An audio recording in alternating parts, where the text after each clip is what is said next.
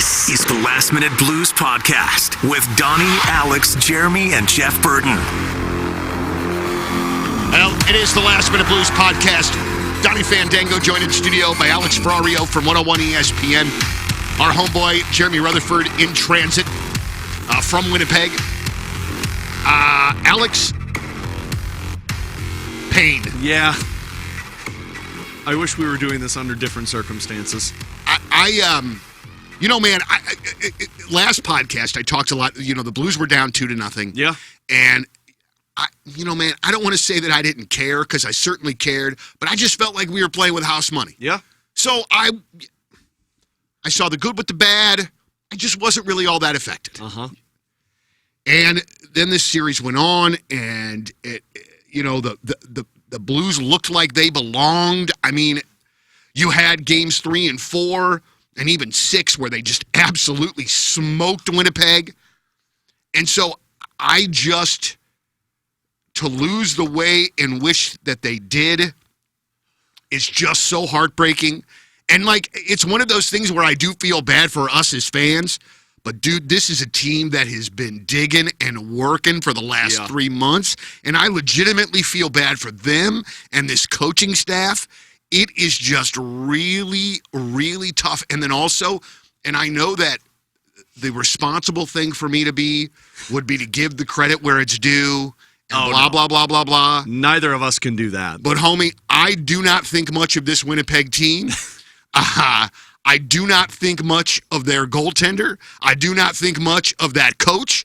And there are just a few little sour points throughout the series that I have an issue with. But I think first and foremost, the thing that we have to do is that we have to keep proper perspective here, even in being bummed out. Yeah. There's no way that we cannot be bummed out with the way that broke down last. Of course. There's no way. But I still feel like there are way many more good things that have happened in the last 2.5 to 3 months than bad things, and not even close. Yeah. And so this is a really positive thing. It's just a really, I guess, tough, maybe learning experience, we call it, I guess. Yeah. I hope. It's what it feels. So I heard Curbs say it earlier today, and I think he broke it down perfectly. It's disappointing, but not disheartening. Yeah. Because that's what it felt like last night. And originally when I started postgame last night, Donnie, I had that same mindset where it's like, man, I'm not even upset. Yes, I'm upset that they lost, but it's the way that they lost is the one that hurt. But the fact that they lost was like, yeah, you know what? This is still a win. Now, I know people don't like hearing that right now, so we're trying to... And I don't even like saying it right now, not to interrupt you. But. Look, Grant and I looked at each other last night when they tied it up, Winnipeg, and we both said, this isn't going to go well. And I felt that in the first overtime. You could feel the Blues just still were in shock of what took place, and they never could get to their game. I wish they would have lost any other way than the way that they lost. Because you know what stings about it, Donnie? It's not that you lost to Winnipeg. It's that you gave up a 2-goal lead with less than 2 minutes to play. And it wasn't even a 1-goal lead. It was a 2-goal lead. This has happened 5 times in NHL history that a team has scored 2. The team has come from behind 2 or more goals in the final or in the third period. I think that's what the stat was.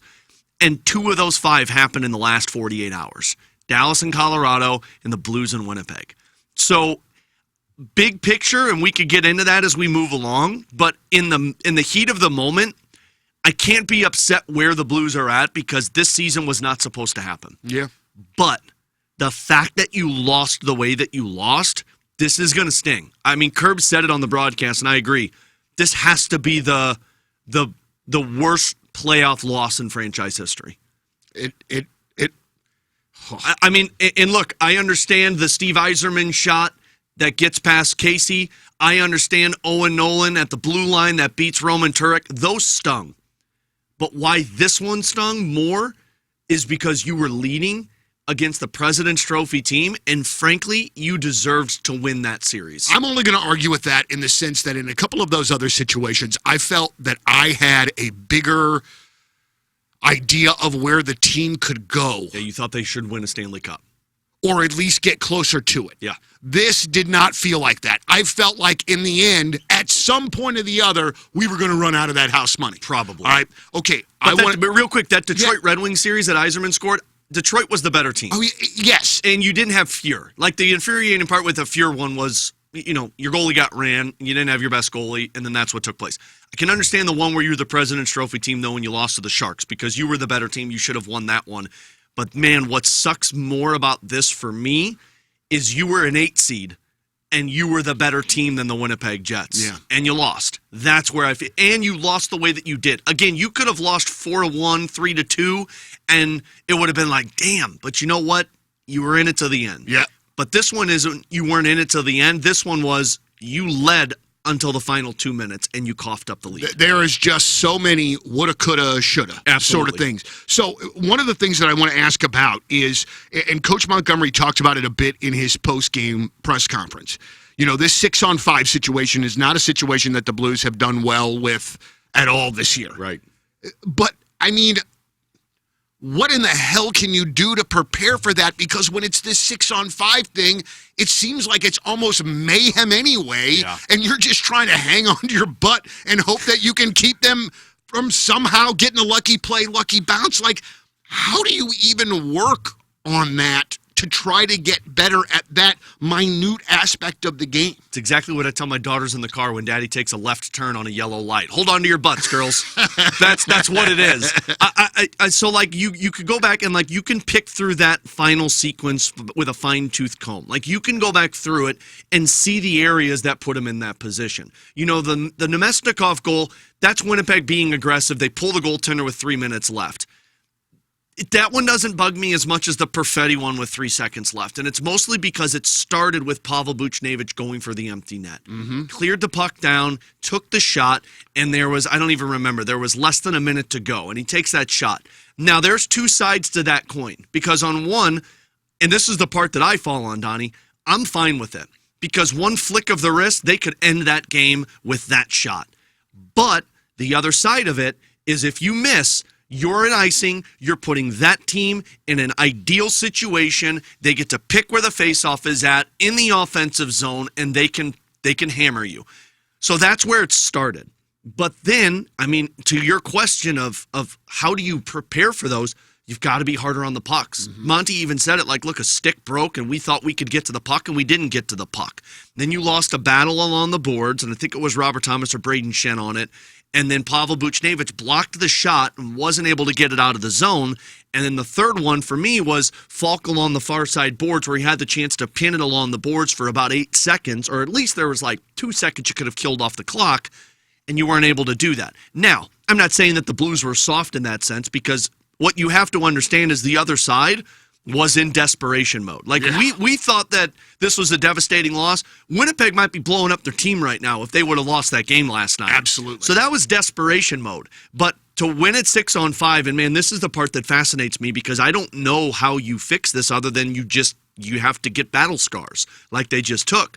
But teams that can close games out, you're eating pucks, you're holding it on the boards, and when you get the opportunity, you're heavy on it to get it out of the zone. That's the only thing that teams talk about when it's a 6-on-5 situation. All right, and talking about the game a little bit, it seemed as though, and again, this is outsider looking in, that there were times where maybe the Blues were not as physical as they normally have been, and I felt as though that maybe they were holding back a bit because they were afraid of taking that penalty that put Winnipeg on the power play. Yeah. Would you agree or disagree? I would agree. And I don't know if it was hesitancy about taking a penalty as much as it was not worrying about that side of the game and worrying about making sure you continue to play smart hockey, if that makes sense. Yeah. So not so much of like, oh, we don't want to take penalties, because they were still physical, but you start to be really meticulous of every time the puck is on your stick. It's why you saw a lot of the icings in the overtime, because nobody wanted to screw that game up. You're up by 2 goals, you feel a little bit more comfortable, and then it's, okay, well, let's just play our brand of hockey. But what it felt like was their brand of hockey was more, see if we can generate offense off of the rush, make sure that they're not getting to the middle of the ice, make sure that the slot is not wide open. and we'll focus from there. But they got away from the forecheck. They got away from the pucks from high to low that take those shots from the blue line. And some of it was the physicality. Some of it was just being harder on the pucks and getting the puck support. And it's not just that game. Every single game in Winnipeg, Donnie, the third period, that happened. Mm-hmm. Winnipeg turned it on. The Blues didn't know how to handle it. First game, they allowed that goal with, 5 minutes left? Iafallo to tie it, and then Kyle Connor took the lead with 90 seconds. Game 2, Connor scored early in the third period, and the Blues weren't able to generate any offense. In Game 5, they had allowed 2 goals. They coughed up the lead in the second period, but the third period, they just couldn't get any offense going. Some of this is Winnipeg just playing better in the third period, and some of it did feel like the Blues were, I don't want to say trying not to hit the other side, but trying to focus on other elements of their game than just the physical brand. Do you feel as though that as that game went on, that God, and I do not want to give them any credit, but do you feel as though as that game went on, specifically in the second and maybe parts of the third, that Winnipeg for the first time in this series was really starting to fire on all cylinders, even without Morrissey, even without Scheifele? It seemed like they were kind of finding their game and taking it to the Blues more so than at least I had felt that they had in previous games. Yes and no. Yes, in terms of you saw their game get taken to the next level. I think that was more the Blues doing than the Winnipeg Jets doing. I don't want to take any credit from Winnipeg. I don't want to sound like a sore loser here, because I do think Winnipeg played a good series, and they found ways to play more desperate than you. That's what that came down to last night, and I give that team credit. You have to find a desperation if you want to win in the Stanley Cup playoffs. But, I mean, to me, Winnipeg had those opportunities because the Blues just stopped doing what they were doing in the first 2 periods. Winnipeg was leaving the middle of the ice wide open for the Blues because they were really trying to focus on not allowing them to go from into the zone high to low and take those shots with bodies in front of the net. In the second period, it felt like the Winnipeg was tightening up, and the Blues just weren't doing what was natural to them in terms of the puck going in, you forecheck, you win that battle, you go high to low. Now, there were times that the Blues got their chances. I think they outchanced Winnipeg in that third period, which is wild to say. Yeah, that's crazy. But they weren't getting shots on net. They were directing shots. After that first period, Donnie, the Blues had directed 20 shots to the Winnipeg Jets net. Winnipeg directed 6. You don't just all of a sudden allow the team to turn it on and they just play better than you. I do think a lot of this was the Blues, where it was okay, what's going on here? How do we stop this? The snowball started coming.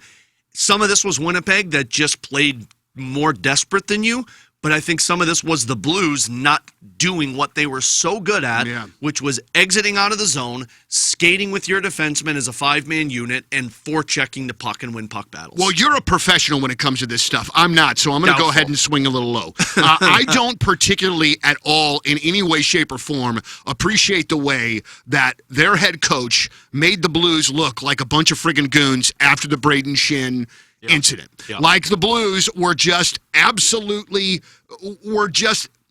I thought that was real friggin' lame. Also, too, man, and I definitely saw a couple of Blues players do this as well, but there is a problem in the NHL with this embellishment and diving. Oh, yeah.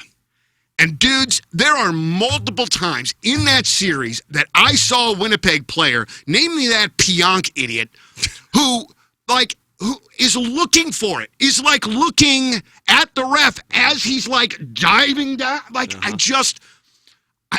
I hope Dallas smokes these guys. Honestly, I hope that Mikko Rantanen puts 5 goals on Hellebuck in the first period. I really think I hate the Jets. I really, really think I do. Not their fans, none of that. The whiteout, great, whatever. But, I just don't like this team, at all. It feels like to me that if the Blues would have had, doesn't even feel like to me, if the Blues would have had Dylan Holloway, we're moving on to series number 2. Yeah. And they're blowing that thing up in Winnipeg. I do not see this Winnipeg team beating Dallas. Do you? No, I don't. And it's because of Hellebuck. Hellebuck is broke. Dude, he is broke. That's the part that I think stings just as much as losing that game, is you coughed up the lead, Donnie, but, man, you put a total of, 13 shots on him from the second period to the end of the third period. He was not seeing those pucks. That goal that he gave up by Matthew Joseph, and look, Mike McKenna, former goalie, is absolutely correct. That one was deflected off of Morrissey's stick. There's no chance of him stopping that. But you still got to make that save. Like I know I can't say two things. Goalies can't do that, but we had a guy on from Winnipeg who's a hockey coach and said sometimes goalies have to make educated guesses. Sometimes you guess right, sometimes you guess wrong. Hellebuck guessed wrong there because you knew Morrissey was toe-to-toe with him. Joseph let that up. But then the Foxa goal went in. That Radek Foxa goal, you can't give that one up if you're Connor Hellebuck. He was not good in this series. How many times, Donnie, have we seen a playoff series and you sit there and say the losing goaltender was better than the winning goaltender? I mean, not often, but ours often. was, and it wasn't even close, dude. And so for me, again, I see this as, look, Winnipeg played a good series. It sucks, but they played a good series. Their goalie didn't. And no, I don't think Winnipeg is going to have any success. I don't know what the status of Scheifele is. I don't know what the status of Morrissey is. I do know that Dallas has a lot of offense. They're getting Heiskanen back. They're getting Robertson back. They didn't play them in the first round, so you know that they're getting healthier. And Winnipeg's goaltender is in shambles right now. So for me, no, I don't think Winnipeg is going to go on. And to your point on the narrative of the Schenn hit, I hate it. I tweeted this out last night because Jesse Pollock of Bar Down, who is a really good follow on Twitter, but he has been ragging on this series since the Schenn hit, saying like it's ridiculous that Scheifele's hurt and Braden Schenn is still playing. He should be suspended. I saw people say that Schenn's hit was predatory. It is infuriating to me that there is a narrative out there that the Blues were in that series because they played it dirty. If you want to be upset about the Schenn hit on Scheifele, direct your disappointment, your frustration towards the Jets. Because after that Scheifele hit on Schenn, which they believe is what injured him, he played 4 more shifts for the rest of that first period that averaged about 90 seconds. And then the final shift that he played that period was 45 seconds when he got rocked by Radek Foxa and then did not return to the game. So if you're going to call Schenn's hit predatory, fine. But you better be upset the fact that Scheifele played for the rest of that period if the Schenn hit. Because if the Schenn hit was bad, if it was then he's dirty, out. Then he's done. Then he should be. If there's concussion spotters in place so that they should not be out there on the ice. And look, now I'm sounding like Dr. Ferrario, like Dr. Montgomery. I'm just going off of the fact that he took multiple shifts after that hit. And you believe he's hurt, he shouldn't be out there. But the Schenn hit on Scheifele, I'm sick of this. He left his feet. Watch the replay. At least for me, my eyes tell me that he left his feet in the follow-through. And Chris Pronger said this as well. That's how Schenn hits. Schenn puts his entire body through a player. He did not leave his feet and jump into the player. No. He went into the player, and the momentum took him off of his skates. But that was also not a headshot.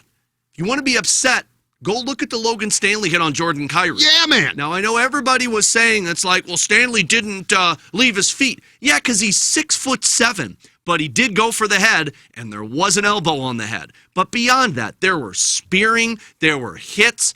I have never once sat here and said, Winnipeg's playing this series dirty. No, I give them credit because they were physical as hell. But let's not change the narrative of this series to, well, the Blues were only in this because they were taking predatory hits on our players. Dude, it's playoff hockey. Yeah.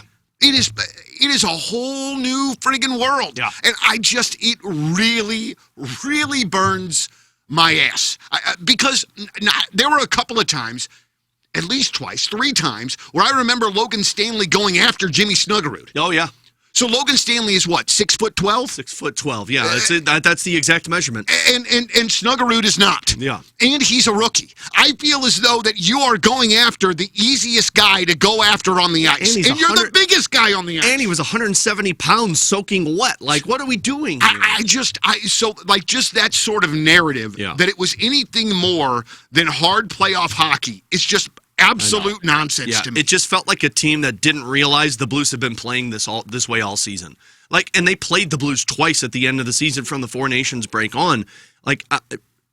I couldn't believe that that's what the story was coming out of it. And look, now Winnipeg's not going to be talking about it because they've moved on to the second round. Right. And I don't want to sound like a sore loser because this was a really good series. Like Fox even told us this was the most physical playoff series he has ever played in. And that dude has been in the Central Division his entire career. Yeah. So for this to be the most physical, let's keep it that way. This was the most exciting series in the playoffs. With I guess you could go tied for first with Colorado and Dallas for how that one ended. Yeah. I just don't want the narrative to turn to that way because it shouldn't. Yeah. I mean, I think the reason that honestly, if we would probably have done this podcast in another 24 hours, maybe I wouldn't. You'd feel a little bit better. But that's why we did it today, though, Donnie. This is gold content. I just really, man, it just really burns my ass to see the Blues play as hard in which that they have, and to have that be sort of the hockey narrative that's out there, and it just absolutely blows my mind. My buddy Darren messaged me after the game last night, and I couldn't agree with him more. He said, Benner deserved better. Oh, yeah. He didn't allow one goal that beat him. They were all tips. All 4 of those goals that beat Jordan Binnington last night were all deflections. That has got to be the worst feeling as a goaltender, to know that 4 went past you. It's the first game he lost in a Game 7 in his career, and there was nothing he could have done about it. Now, again, I know I said a little bit ago that Connor Hellebuck didn't make the right educated guess on that deflected shot. I could say the same thing about Jordan Binnington. But, I mean, break them down. The Cole Perfetti first goal on the power play, dude, that was an unreal deflection. Yeah. Then the Nemesnikov one. That was tipped right in front of the net where the Blues just didn't get the puck cleared out. The one that tied the game with a couple of seconds, again, you should have killed that one off, but it went off of 2 different players and tipped into the back of the net. The Lowry one is the one that is the craziest. And that you knew that was the type of goal that was going to win that series. It's why I think it was so frustrating that the Blues just weren't putting shots on net. And some of it felt like they didn't want to make a mistake, but you knew it was going to be a shot that bounced off of 3 players and went in. The Lowry's goal went shot from the Jets defenseman off of Sundqvist's leg, deflected off of Lowry's stick, and then off of Pareko's skate and into the back of the net. That's playoff goals, right? It's double overtime playoff goals. Like, the only way you're winning is either a set play off the faceoff like we saw versus Dallas in 2019 or a deflected goal. But if you're Binnington, man, like, you did everything you needed to do to put yourself in that game. And if anybody is walking away from this saying, Jordan Binnington couldn't get the job done again, you're an idiot. You're an idiot, and you're never going to see what we see with Jordan Binnington. I know I brought this up a long time ago, and I know that, day after Game 7 loss, this is not something that is important. I realize that. I just firmly, and in from the bottom of my bleeding Blues fan heart, believe that Jordan Binnington deserves a letter. I think that he is. I feel like this team, like, sort of, or he embodies this sort of team, vice versa, whatever you want to say, man. I mean, dude is just cool, calm, collected all of the time, but also still there. You can tell that there is a burning intensity behind that sort of calmness, and it just feels. I don't know, man. Maybe it's just because I'm Benner drunk. I don't know what it is. But like, we all are. I just love that guy, and it just seems as though he is one of the most. I mean, obviously he's one of the most important players on the team, but also in the room and everything that goes around that when you want to give a player a letter. He calms the storm. Like, that's the biggest thing with Jordan Binnington. Like, think of where the Blues are at right now with so many guys that have inexperience in the playoffs and inexperience as NHLers, like a Jimmy Snuggerud and a Bolduc this year. If you don't have a Jordan Binnington, things are worse than what they look like because mistakes. I'll give you a great example. Snuggerud tried to make a play in the second period that almost resulted in a goal. It was in the offensive zone. He tried to make a desperation pass, avoid a check. It gets picked off, and it was an odd man rush the other way. Now, in any scenario, if that puck's in the back of the net, we're going, you got to be bleeping kidding me. Jimmy Snuggerud, are you kidding me? But because Binnington makes that save, you laugh about it and you say, well, that's a rookie. That's understanding. Now, go into the mind of Jimmy Snuggerud. Game 7 of a playoff series, when you're up 2-0 and you make a mistake, Winnipeg scores a goal to make it 2-1. Dude, you're broken.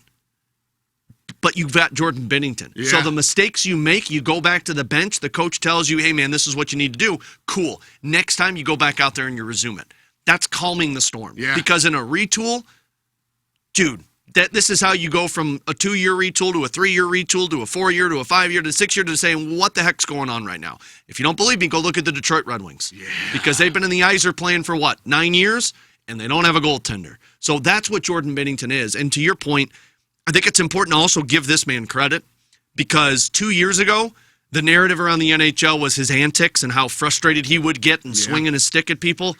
We personally think that that's just Binnington and his competitiveness trying to pull his team into the fight. But his agent and former Blues goalie Mike Liut told us, like, look, sometimes as a goalie, you gotta control what you can control, but understand that you're the goaltender and you can't change everything.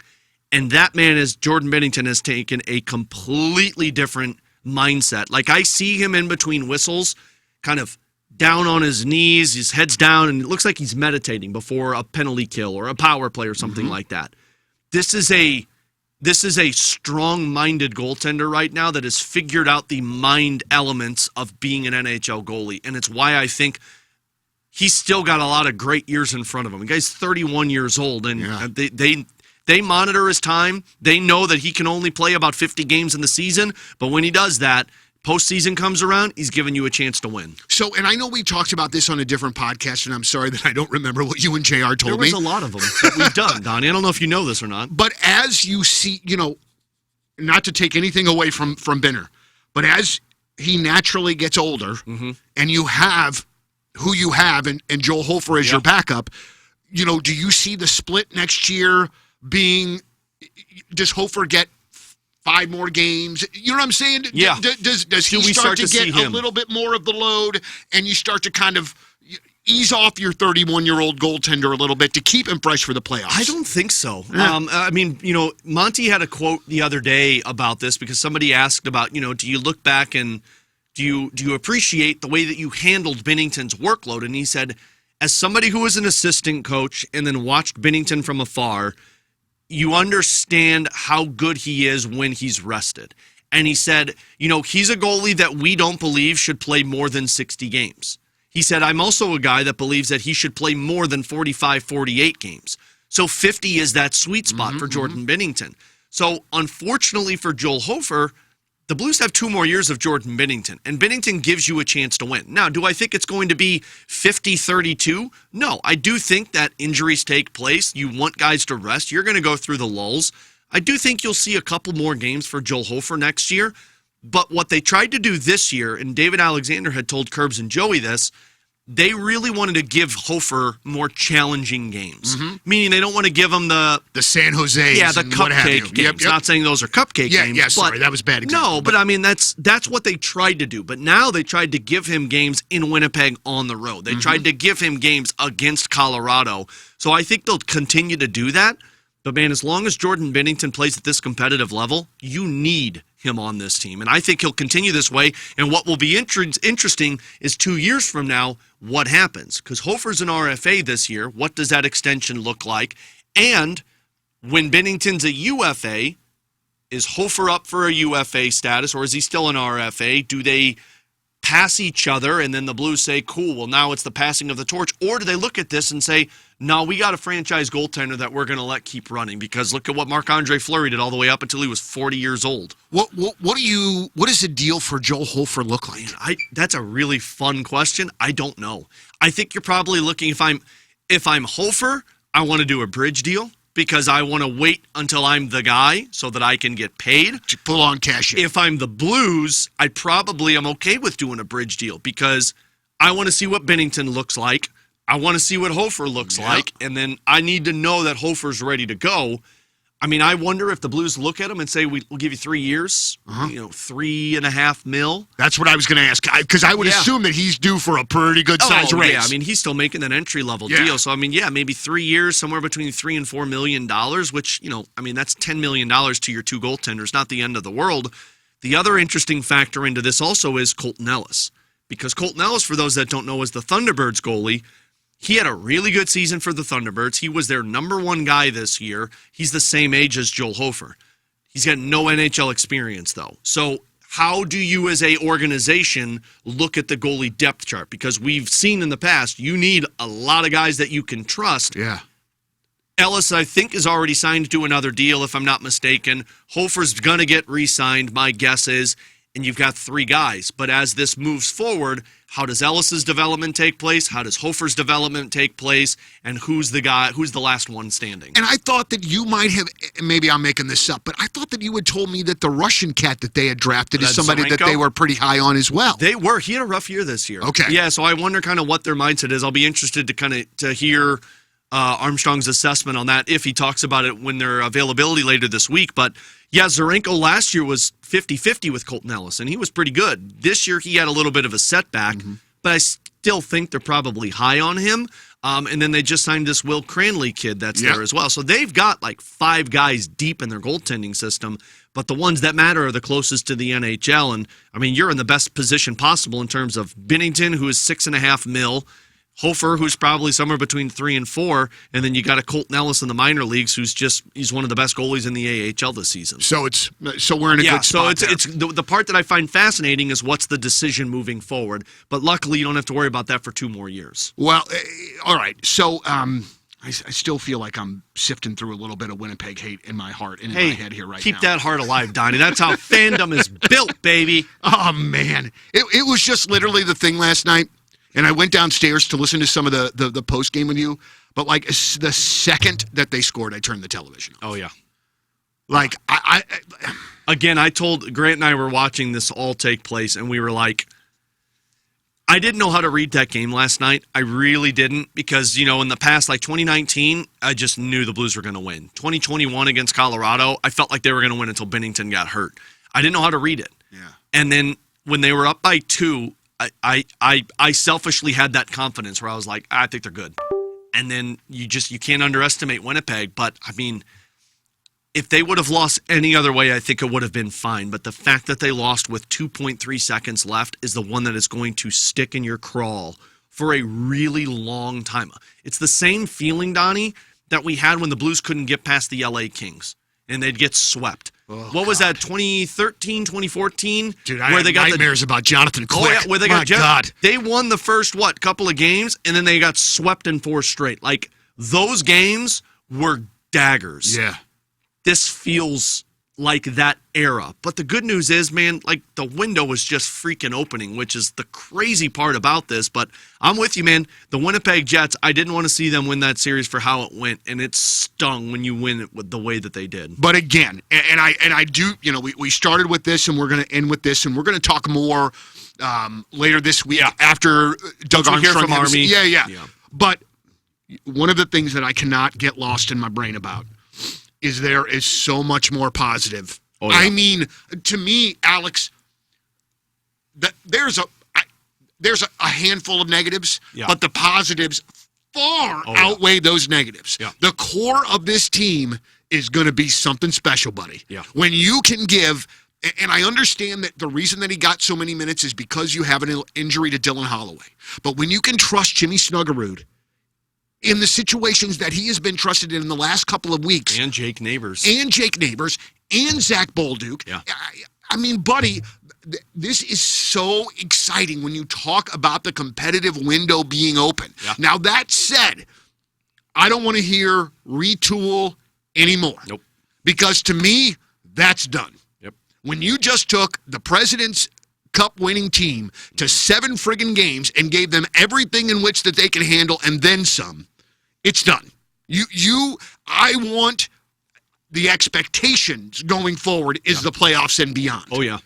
And so it's very exciting to me. And also, too, what's going to happen with this offseason is fascinating. Riveting. Because we're going to get $9 extra million on the cap, right? Mm-hmm. Yep, I think it's $9 million, and then you got you've got Foxa to figure out, you've got Suter to figure out, and then Joel Hofer is the RFA. I think those are the only guys that you have to figure out. Really? So those are the only guys that you got to deal with right now. And Mike, we'll get more into the offseason as it goes along, but my assumption, and this is just me assuming, this is no insight, I assume they'll re-sign Foxa because he's just a mainstay for that line. Yeah. I'm assuming Suter won't be back because Tucker kind of seems like the guy that's ready for the spotlight in the NHL as a third pair. And then you re-sign Joel Hofer. And then, you're bringing back the same roster with a Dalibor Dvorsky. And we're going to talk about this more in the next podcast. And so I'm literally we're going to leave this as a cliffhanger. I love that. But real quick, just to your point, Donnie, to me, this is, I mentioned earlier, you got to go through and you got to get your scars before you can go on and run. Yeah. Look at what the Winnipeg Jets are dealing with right now. The reason they had that desperation last night was because they got swept in 4 after winning the first game in the last 2 seasons. And they know that they need a Stanley Cup. That's the desperation that you're not even at that point yet. Yeah. You needed to figure out what it felt like to lose in the playoffs. And you figured it out last night. We remember in 2011, 2012, they made the playoffs. And that felt like the window was opening. 5 years later or 4 years later, they still kept losing in the first round. And we all remember the Doug Armstrong quote of, we need to learn how to jam the knife into the brain of the opponent and kill him off. Yeah. You're 4 years prior to that moment in this playoff series, if that makes sense. What I mean by that is it took you 4 years of being in the playoffs with a young group of guys and losing every single year to figure out that you needed to find a way to push back.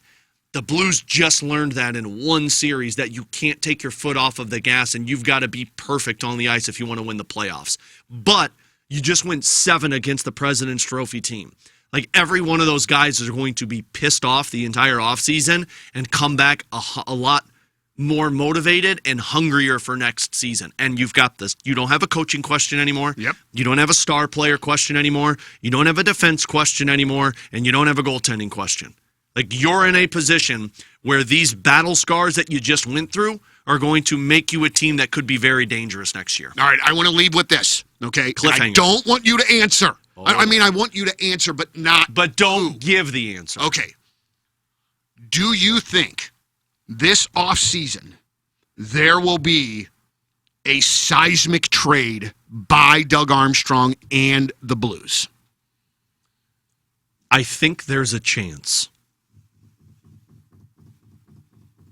How's that for a cliffhanger, Donnie? That's going to piss you off, actually. That's very non-committal. Now I have more questions than I did before. You wanted a cliffhanger. Now you're going to be pissed for at least 3 more days. And I guess, too, in reality, I should give Winnipeg the credit in which, they came back and they took it back and they gave the Blues all that they could handle. Don't and do then this some. To yourself, Donnie. I just... Don't do this to yourself, Donnie. All right, good. Stick Screw with the Jets. fandom. Screw the Jets. Stars and 4. Let's go Stars. It is the Last Minute Blues podcast. We are going to, again, reconvene a little bit later on this week and talk about this offseason. Yeah. And, what we loved about the season, what some things they need to work on, big picture All stuff. of it. And we'll have JR back with more, I'm sure, exciting Winnipeg And a stories. lot of Canadian in him. I'm assuming he's going to say a boot and A at least 3 times on our podcast when he's back. For Jeremy Rutherford, our homeboy Jeff Burton, Alex Ferrario from 101 ESPN, I'm Donnie Fandango. Thanks as always for listening. Let's go Blues. The Last Minute Blues podcast. Hear more at 1057thepoint.com.